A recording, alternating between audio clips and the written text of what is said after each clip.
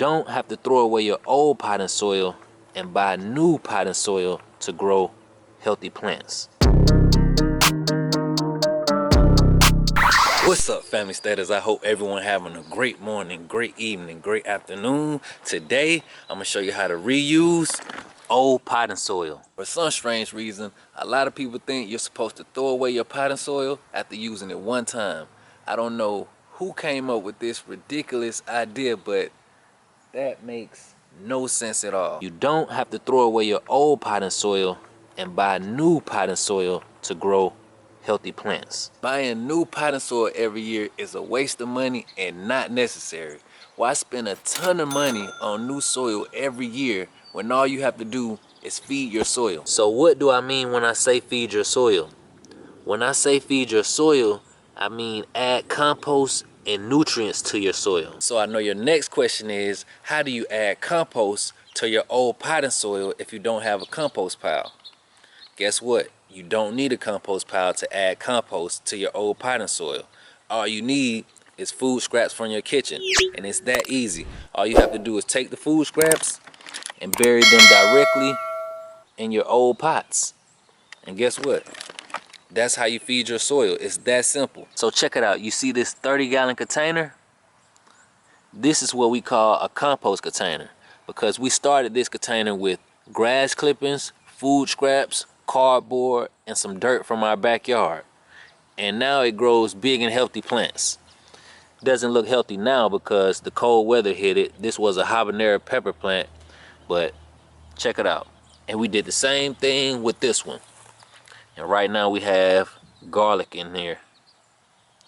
And we did the same thing with this one. So basically, we started all of our containers with compost. So now I'm gonna show you how easy it is to reuse your old potting soil. I can't believe that people throw away potting soil after using it one time. That is ridiculous. This is all we do. See, I cut off the top because I want to leave those roots down there, because that's compost for your soil. Those roots are gonna help feed your soil, so you don't have to get rid of those roots. And these old peppers that were on our pepper plant, we're gonna put those in the soil as well. So now we have to do is break those roots up. You can also use this to feed your soil, but you have to cut these up into smaller pieces so they break down faster, like this. This is like adding wood chips to your soil. So now I'm gonna add some of these old habanero peppers to feed our potting soil. Check it out. And it doesn't have to be peppers. You can add old lettuce, old watermelons, any food scraps to feed your soil. So let's take some of these off. Drop them right in our old potting soil.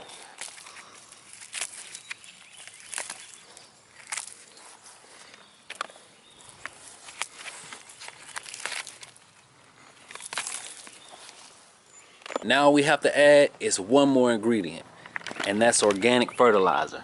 Today I'm gonna add comfrey, but you don't have to add comfrey to your old potting soil to make it new again.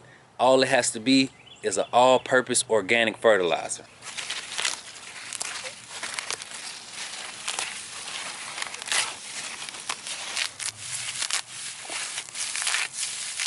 And if you guys don't know about comfrey, you should definitely look it up.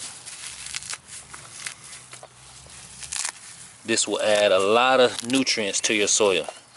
I'm gonna also add some all-purpose organic fertilizer just to make sure our old potting soil is super healthy for next year. Some good examples of organic all-purpose fertilizers are Dr. Earth and Down to Earth. So check it out.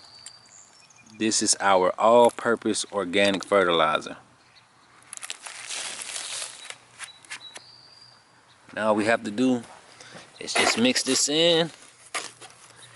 And since it's in a container, we're gonna move it to our covered patio, because the thing about a container is if you just leave it sitting out, the rain will wash all the nutrients out of your container.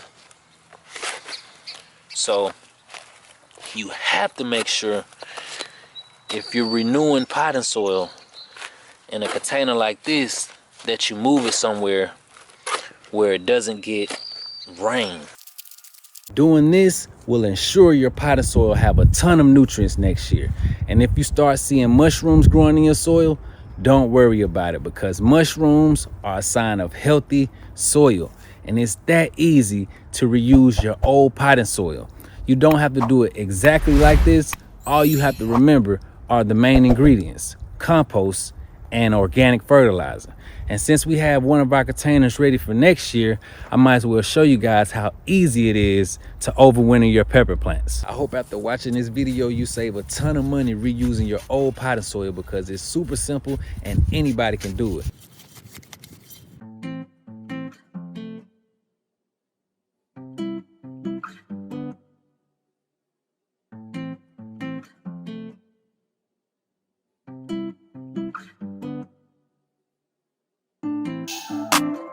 Now all we have to do is put our pepper plant in our container.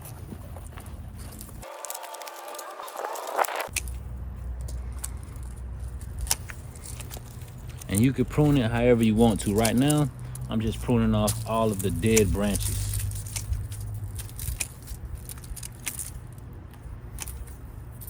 But you don't have to prune it at all. It all depends on how you want your pepper plant when you bring it inside.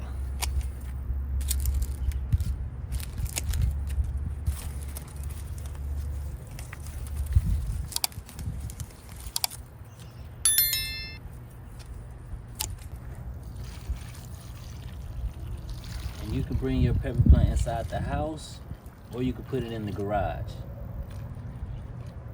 You just want to make sure you put your pepper plant somewhere where the temperatures don't go below 35 degrees Fahrenheit. And you want to make sure your pepper plant looks like this, green. Because if your pepper plant looks like this, it's already dead. This is a Anaheim pepper plant in one of our 30-gallon compost containers. And like I said at the beginning of this video, we filled this container up using cardboard, tissue rolls, food scraps, grass clippings, and red clay from our backyard. We started these compost containers before we even started a garden.